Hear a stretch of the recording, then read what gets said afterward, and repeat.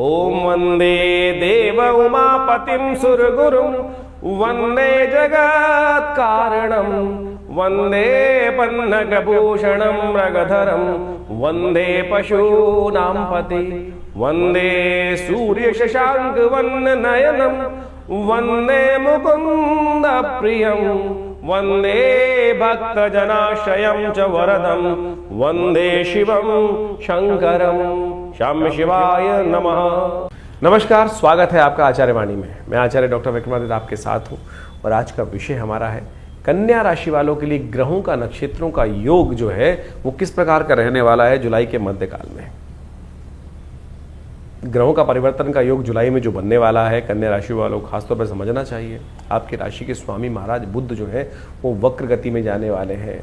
इसके साथ साथ शनि महाराज भी वक्र गति में जाने वाले हैं और तो और सूर्य भी विशेष परिवर्तन का योग बनाते दिखाई दे रहे हैं। और ये परिवर्तन कई मामलों में, खासतौर पर किन किन मामलों में अच्छा, देखिए कुछ परिवर्तन होते हैं तो कहीं अच्छा कुछ खराब करते हैं। तो ऐसे में क्या खराब करने वाले हैं, क्या अच्छा करने वाले हैं, उसको हमें समझ लेना चाहिए। जिस तरफ हम जा रहे हैं, क्या वो ग्रह हमको ले जा रहे हैं, क्या वो रास्ता हमारे लिए अनुकूल रहने वाला है। यदि सही समय पर पहले से हमको आभास हो जाए तो हम पहले से ही नुकसान की स्थितियों को परिवर्तन कर सकते हैं, लाभ के रास्ते पर ले जा सकते हैं। कन्या राशि बड़ी सरल राशि मानी जाती है, बड़ी गंभीर राशि मानी जाती है और इन दिनों ग्रहों का खेल जिस प्रकार से आपकी राशि में चल रहा है वो आपको समझना चाहिए। ऐसे में ग्रहों का योग शनि महाराज ढैया जो बना चला रहे हैं आपकी राशि में, वो कहीं ना कहीं बने बनाए स्थितियों को और थोड़ी विकट कर सकते हैं। क्यों? क्योंकि शनि महाराज जिस प्रकार से चल रहे हैं वो वक्र गति में जाएंगे इस जुलाई के बिल्कुल मध्यकाल में, और वो जिस प्रकार से योग बनाएंगे वो कहीं ना कहीं इस समय शनि का उपचार आपको करना पड़ेगा। देव योग से इस समय एक ऐसा योग बना हुआ है कि शनि को बड़ी सरलता से आप समझा सकते हैं, मना सकते हैं। वो कौन सा खास रास्ता है वो भी हम आपको बताएंगे। सबसे पहले बात कर लेते हैं एक छोटे, सबसे पहले दिन पर दिन ग्रहों का योग कैसा रहेगा, कौन सा दिन कौन सा योग बनने वाला है और कब उसका प्रभाव हमारे जीवन में क्या होने वाला है। 11 जुलाई शुक्रवार का अवसर, सावन का महीना इस दिन से आरंभ होगा। शुक्रवार के दिन से सावन का पदार्पण हो रहा है, प्रतिपदा तिथि बढ़ रही है और ऐसे में ये सावन का जो शुक्रवार के दिन आरंभ होना है वो कहीं ना कहीं रिद्धि सिद्धिदायक हो सकता है। वो जो शिव की आराधना कर ले, शिव की आराधना अमोघ कही जाती है। एक बार भी जो शिव का नाम ले लेते हैं वो शिव उन पर प्रसन्न हो जाते हैं। और सावन का महीना तो वो महीना है कि जब सत्ता शिव के हाथ में ही है। शिव की सत्ता इसलिए हाथ में क्योंकि भगवान शंकर जो भगवान विष्णु है वो शेषशय्या पर विश्राम के लिए चले गए हैं देवशयनी एकादशी से। तो प्रतिपदा का दिन शुभ रूप से समस्त शुभारंभों को करने वाला है, कार्यों को आरंभ करने वाला है, अनुष्ठानों को आरंभ करने वाला रहेगा आपके लिए। आपकी राशि के दृष्टिकोण से ग्रह दिखाते हैं कि आपके लिए ग्रहों का स्थिति अनुकूल दिखाई देती है। जितनी मेहनत सुबह सुबह होती दिखाई देगी वो कहीं ना कहीं शाम तक आपके जीवन में लाभ का रास्ता खुलती दिखाई देगी, विजय के योग आपकी राशि में बनाती दिखाई देगी। सावन आरंभ हो रहा है, इस दिन से कांवड़ यात्रा का आरंभ का मुहूर्त भी बन रहा है। कोशिश करें दूध से भगवान का अभिषेक आपकी राशि के दृष्टिकोण से यदि आप करेंगे तो संपूर्ण रूप से कल्याणकारी रहेगा। इस दिन से यदि कलश यात्रा यदि कांवड़ यात्रा आरंभ करना चाहें तो बहुत शुभ मुहूर्त है, इस दिन का लाभ लें। प्रतिपदा है, रिद्धि सिद्धिदायक रहेगी ये साधना आपकी। 12 तारीख की बात करें, शनिवार का अवसर, द्वितीय तिथि विद्यमान है। ग्रह नक्षत्रों के दृष्टिकोण से इस दिन से अशून्य व्रत शास्त्र में करने का नियम बताया गया है, यानी बिना किसी आकांक्षा के भी व्रत करेंगे तो शिव समस्त मनोरथों को सिद्ध करने के योग बनाएंगे। इस दिन ग्रह नक्षत्रों का योग समझें कि आपकी राशि के दृष्टिकोण से ग्रहों का योग दिखाता है हमें खासतौर पर एक बात कि ये ग्रह समय आपके लिए अनुकूल दिखाई दे रहा है, चीज़ें आपके फेवर में जाती दिखाई दे रही हैं।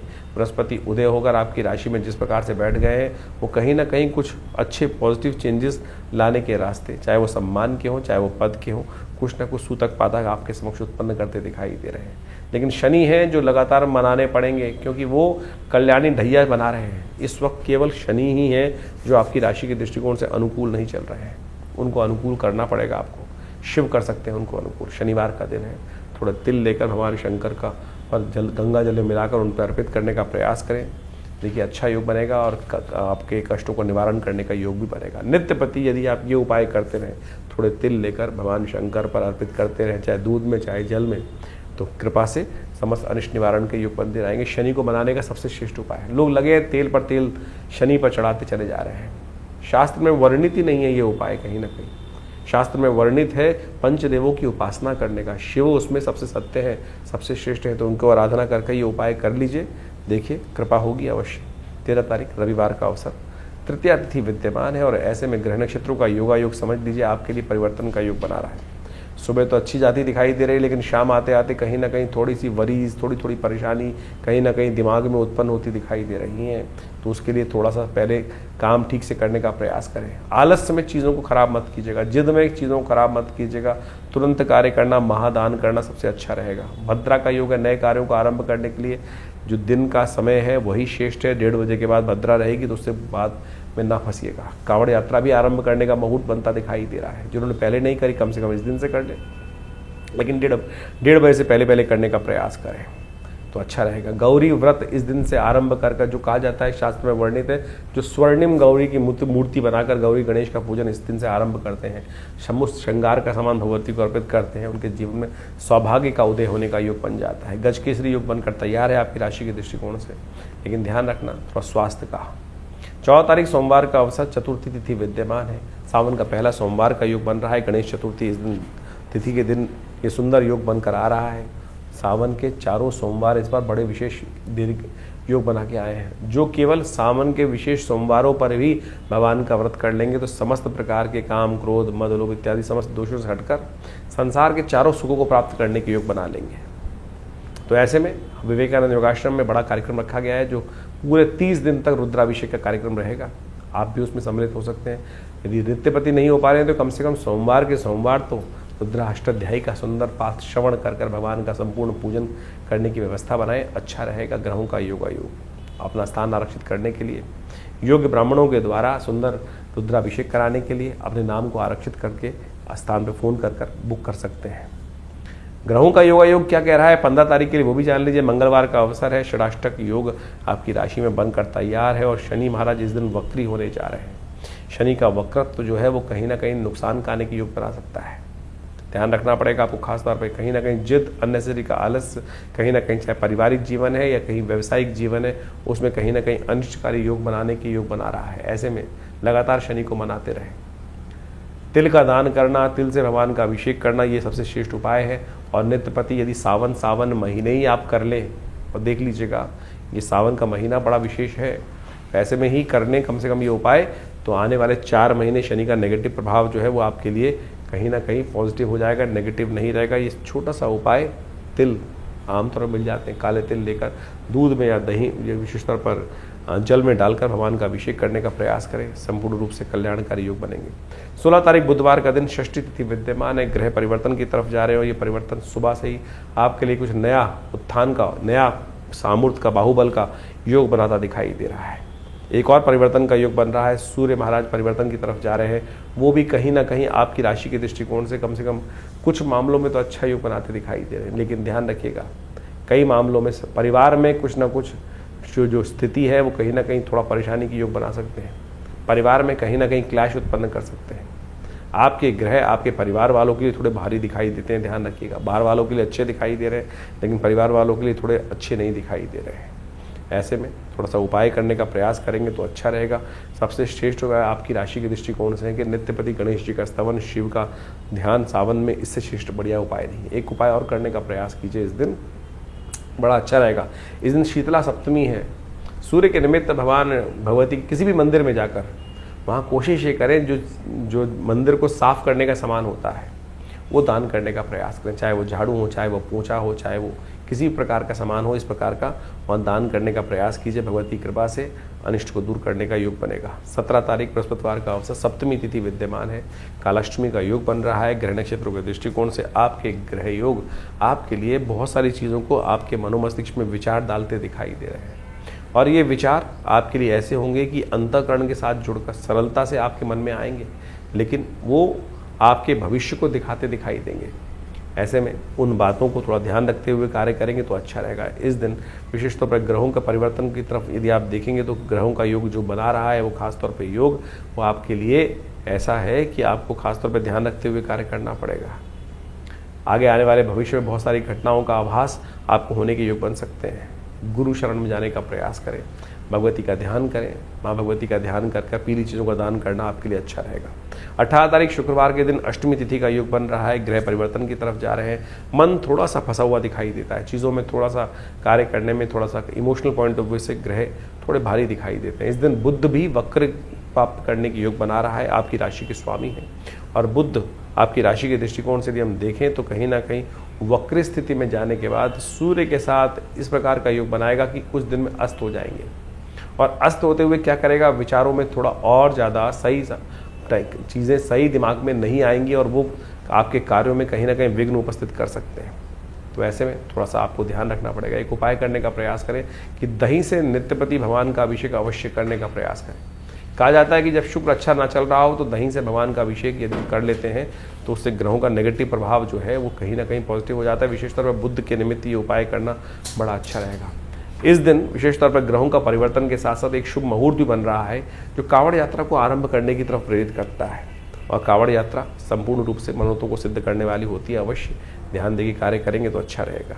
19 तारीख शनिवार का अवसर, नवमी तिथि विद्यमान, और आपकी राशि के दृष्टिकोण से शनि को मनाना बहुत ज़रूरी है। ये शनि कहीं ना कहीं झटका दे सकते हैं, कन्या राशि वालों को ध्यान रखने की ज़रूरत है।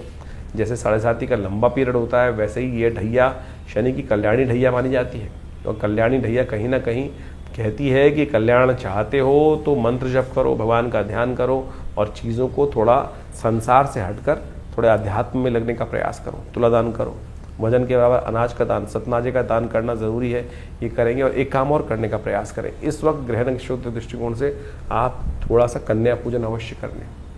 आपकी राशि में इन दिनों ग्रह योग चल रहे हैं कि जितनी कन्याओं का, स्त्रियों का आशीर्वाद लोगे उतना जब आपके लिए अच्छा योग बनेगा। लॉटरी खुल सकती है, इससे आपके लिए खासतौर पर ध्यान रखते हुए कार्य कर लेंगे तो अच्छा रहेगा।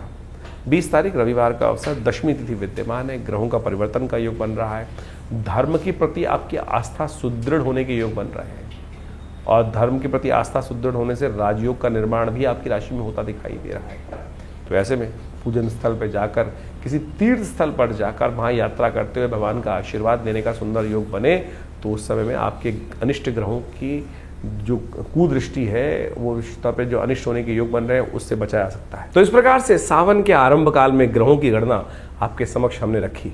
ये ग्रहों की गणना के अनुसार से हम सबको अच्छे से समझ लेना चाहिए कि देखिए इस वक्त बृहस्पति अतिचारी अवस्था में पूर्ण प्रभाव उत्पन्न करने के लिए बहुत तेज गति से चल रहे हैं, और शनि महाराज इस वक्त वक्र स्थिति में, जो विशेषतः जुलाई के सावन के मध्यकाल में, जो सावन का आरंभ काल है उसी में वो वक्र गति प्राप्त कर चुके हैं। और ये योग किसी प्रकार में शुभ नहीं कहा जा सकता। षडाष्टक योग भी शनि का और विशेष तौर पर आप समझिए मंगल का बनाया हुआ है, और इस प्रकार से ये संसार के दृष्टिकोण से जो कुछ दिन पहले लोगों को लग रहा था कि शांति का वातावरण द्वारा बन सकता है, ये कहीं ना कहीं अंदर खाने में कहीं ना कहीं उपद्रव के योग बनाता दिखाई दे रहा है। कहीं ना कहीं आने वाले समय में कुछ ना कुछ अशांति का वातावरण भयावह स्थिति में बनता दिखाई देगा, कुछ ना कुछ उपद्रव कहीं ना कहीं उत्पन्न होने के योग अच्छे खासी बनते दिखाई देंगे। इसके बाद शनि मंगल का टकराव भी आरंभ हुआ चाहता है, आमने सामने बिल्कुल एक परस्पर समसप्तक योग भी मंगल का शनि के साथ बनकर तैयार हो जाएगा।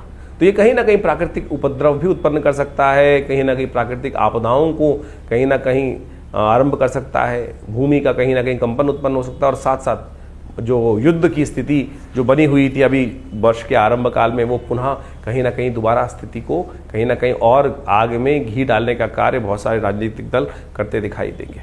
लेकिन आपकी दृष्टिकोण से, आपके राशि के दृष्टिकोण से हमने पूरा बताया कि क्या कुछ प्रभाव उत्पन्न करने के योग बनेंगे। देखिए सावन का महीना बड़ा श्रेष्ठ होता है। सावन का महीना संपूर्ण रूप से भगवान को अपने जो कर्म को समर्पित करने का माना जाता है, और जा पर कृपा राम की हुई ता पर कृपा करें, सबको इस भाव का ध्यान रखना चाहिए, भगवान जिस पर प्रसन्न हो जाएंगे। और भारतीय संस्कृति में तो सोचें कितने सुंदर सुंदर रूप से अनेक अनेक उदाहरण उपस्थित करके ये भाव समझाए गए हैं कि जीवन में जो हम कर्म करते हैं उसका भोग हमको प्राप्त होता है, शुभ अशुभ जैसे भी कर्म हो। अब शुभ तो हो जाए और उसके द्वारा हमारे जीवन में शुभ का आगमन बन जाए तो बहुत अच्छा है, लेकिन यदि अशुभ कर्म हमारे द्वारा मनसा वाचा कर्म, 3 प्रकार के कर्म शास्त्र में बताए गए हैं। और कई बार क्या होता है कि हम बहुत ज़्यादा कॉन्शियस होकर कार्य करने का प्रयास करते हैं तो बहुत सारी चीज़ें शुभ करने की तरफ प्रवृत्त हो जाते हैं। कई बार धर्म व्यक्ति जब निष्ठ व्यक्ति होता है, लेकिन कई बार अनायास ही बहुत सारे दुष्कर्म हो जाते हैं। अब उनसे मुक्ति का मार्ग किस प्रकार से बने? हमारे यहाँ संसार में विशेष तौर पर इस बात को समझना चाहिए कि हर धर्म में, हर पंथ में कहीं ना कहीं इस भाव को रखा गया है कि दुष्कर्मों से मुक्ति किस प्रकार से हो। बहुत सारे लोगों ने इसको भ्रांतिवश अनेक अनेक स्वरूप में उपस्थित कर दिया। आप समझें कि उस कर्म से, दुष्कर्म से मुक्ति के लिए ही कई जगह क्या होता है कि कहीं पाप आ गया, कष्ट आ गया तो क्या कर दें। आप देखें विभिन्न देशों के अंतर्गत अनेक अनेक प्रकार से उदाहरण उपस्थित किए जाते हैं, कहीं बलि, कहीं कुर्बानी, कहीं कुछ और, यहाँ तक कि कहीं कहीं अनेक अनेक मतों में अनेक अनेक प्रकार के उल्टे सीधे कर्म भी बहुत ज़्यादा करते हैं। लेकिन भारतीय संस्कृति में सोचे कितना सुंदर भाव कहा गया है, जो हम त्रिदुलम त्रिगुणाकार, हम जो बिल्वपत्र भगवान को अर्पित करते हैं, सावन के महीने में विशेष महिमा उसकी कही गई है। त्रिदुलम त्रिगुणाकारम त्रिनेत्रम च त्रिधायुधम त्रिजन्म पाप संहारम बिल्वपत्रम शिवार्पणम। यानी शास्त्र में इतने सुंदर कहा गया है कि एक बिल्वपत्र बड़ी श्रद्धा के साथ यदि भगवान पर आप अर्पित कर दें तो क्या कहा जाता है, त्रिजन्म पाप संहार, 3 जन्मों के पाप जो है वो सब समाप्त हो जाते हैं। ये सोचे कितनी सुंदर समर्पण भाव से एक कर्म यदि आप कर ले तो वो किस प्रकार से निवृत्ति दे देगा अनेक अशुभ कर्मों से। और तो और बड़े बड़े सुंदर मंत्र कहे गए हैं, सौराष्ट्रे सोमनाथम च श्रीशैले मल्लिकार्जुनम उज्जैन्यम महाकाल, ये भगवान की वंदना है। और कहा गया अंत में सप्त जन्म कृतम पापम प्रातः स्मरणेन विनश्यति। यदि आप 7 जन्म के जो पाप हैं केवल इन जो आप जो द्वादश ज्योतिर्लिंग है इनके यदि नाम का स्मरण कर ले, सौराष्ट्रे सोमनाथम च श्रीशैले मल्लिकार्जुनम उज्जैन्यम महाकाल ओमकार ममलेश्वरम, ये इस प्रकार से कहा गया ना, सप्त जन्म कृतम पापम स्मरणेन विनश्यति। तो यानी अनेक जन्मों की जो पाप हैं, दुष्कृत्य है, उससे क्षय को जीवन से उससे निवृत्ति के योग बन जाते हैं। तो यानी इतना सुंदर व्यवस्था हमारे सनातन में बनाई गई है। इसका कहने का तात्पर्य इस ज्योतिष के कार्यक्रम में ये है कि आपके जीवन में जो कष्ट है उससे निवृत्ति के लिए ये सावन का महीना बड़ा श्रेष्ठ है। देव शयन हो जाता है, भगवान शंकर के हाथ में समस्त सत्ता आ जाती है। और ऐसे में यदि आप छोटे भी रूप में नित्यपति भगवान उनका सुंदर अभिषेक कर लें, एक बिल्वपत्र भगवान को अर्पित कर दें, तो आपके जो दुष्कर्म हैं उससे निवृत्ति का मार्ग बनेगा, शुभ कर्म का उदय होगा। और जब शुभ कर्म का उदय होगा तो पता जानिए क्या होगा, शुभ कर्म के उदय होते ही इस संसार में शुभता प्राप्त करने के योग बन जाएंगे, कष्टों से निवृत्ति के योग बन जाएंगे और अनेक प्रकार से आपके जीवन में जो कष्ट भोग रहे हैं उससे निवृत्ति का मार्ग बन जाएगा। इसलिए ये न के न प्रकारेण कैसे भी हो भगवान का सुंदर स्तवन इस सावन के महीने में अवश्य करने का प्रयास करें। विवेकानंद योगाश्रम में पूरे सावन के महीने पूरे 30 दिन नित्यपति भगवान का रुद्राभिषेक, दूध से, दही से, घी से, शहद से, अनेक अनेक औषधियों से, भस्म से, सब प्रकार से रुद्राष्टाध्यायी का पाठ करते हुए नित्यपति चल रहा है। आप भी उसमें सम्मिलित हों, कर्म करें, शुभ करें। देखिए क्या होगा, शुभ वातावरण बनाओगे ना तो अपने आप जीवन में शुभ का आगमन होता जाएगा। हमने वातावरण ही बड़ा विचित्र बना दिया है। हमारे मनोमस्तिष्क में कहीं ना कहीं छोटा सा भाव ऐसा आ गया है कि नहीं कुछ नहीं होता। अरे बहुत कुछ होता है, सब कुछ होता है। जरा पलट के देखो जीवन में कब कब किस किस प्रकार से हमने भगवान की कृपा से जीवन में उसका लाभ पाया है, ये सोचने की आवश्यकता है। तो इसलिए ज्योतिष में निवारण जो है वो प्रभु का नाम ही है, निवारण प्रभु का नाम ही है। उस निवारण के नाम को हमें स्मरण करने का प्रयास करना चाहिए। अनेक कथाएं शास्त्र में उपस्थित हैं, उन कथाओं को हमें समझते हुए कार्य करने का प्रयास करना चाहिए। एक शराबी था, उपनिषद में कथा आती है, जिंदगी में कभी परमात्मा के मंदिर नहीं गया, भगवान का नाम स्मरण नहीं किया, लेकिन जीवन था, जिया था, तो कई बार बहुत सारे का जीवन में कई बार योग बन जाते हैं। कहा जाता है कि एक दिन वो नाचने वाली के पास जा रहा था और थोड़ा सा पान का बीड़ा हाथ में था और साथ में कुछ मालाएं थी, कुछ मीठा था हाथ में और कुछ ना कुछ नशा भी कर रखा था उसने। कहा जाता है कि बरसात का मौसम था, कहीं ना कहीं चलते वक्त रास्ते में ठोकर लगी, नशे में था, वो गिर पड़ा, बहुत देर तक गिरा पड़ा रहा। सुबह सुबह रात शाम से भोर होने की वेला आई, मंदिर में सामने जब उठा कुछ आवाज़ हुई तो सामने मंदिर था और सामने मंदिर में देखा तो शिवालय दिखाई दिया, भगवान शिव का शिवालय था वो। बस गिरता पड़ता कैसे ही पता नहीं भाव मन में क्या जागा, कोई पुण्य कर्म जागा होगा, भाव आया अरे ये जहाँ जा रहा था वहाँ के लायक तो रहे नहीं, मिट्टी लग गई, आज इन्हीं को चढ़ा देता हूँ। शिव साक्षात सामने विराजमान थे। गया और उस शिवलिंग पर वही पान का बीड़ा, मिट्टी लगा हुआ, मिट्टी लगी हुई माला भगवान को अर्पित कर दी और मंत्र जो टूटा फूटा याद था, कहीं सुन रखा था, ओम नमः शिवाय, और वही सुनते हुए वहीं भगवान पर अर्पित कर दिया वो सब सामग्री, उस मंत्र का उच्चारण करते हुए। देवयोग से उसी वक्त प्राण निकल गए, चोट लग चुकी थी ज़्यादा, और वहीं शिवलिंग पर ही वो गिर पड़ा और वहीं प्राण निकल गए।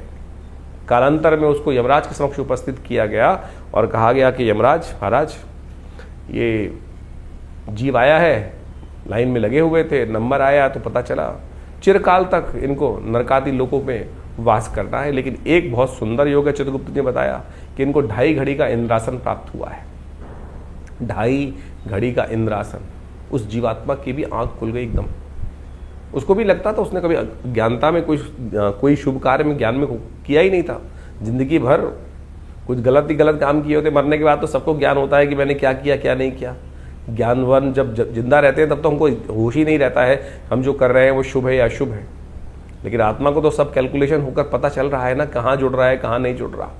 तो यही भाव उसकी आत्मा को जब जीवात्मा के रूप में वहाँ उपस्थित था तो कहा था हमने तो कुछ किया ही नहीं शुभ, तो हमको तो लाइन में जाना ही है, जहाँ जहाँ कड़ाई में डालोगे जो कुछ होगा, कुंभों में पड़ना है वो जाना ही है। लेकिन जैसे ही वहाँ एक भाव उत्पन्न हुआ कि 2.5 घड़ी का इंद्रासन, तो उसे पूछा गया, यमराज जी के समक्ष जब उपस्थित हुआ तो पूछा गया महाराज कहाँ जाओगे, नरक या पहले 2.5 घड़ी का इंद्रासन। उस जीवात्मा ने एक बड़ा विचित्र प्रश्न किया कि महाराज आज्ञा हो तो एक प्रश्न पूछना चाहता हूं। धर्मराज जी ने कहा आप आज्ञा है, आप धर्मराज के समक्ष उपस्थित हैं, जो आप चाहेंगे उसका जवाब दिया जाएगा। बोले मेरी मति में मुझे ऐसा कोई कर्म याद नहीं जिससे मुझे ऐसा कोई शुभ हो कि मुझे 2.5 घड़ी का इंद्रासन का सुख प्राप्त होने का योग बना हो।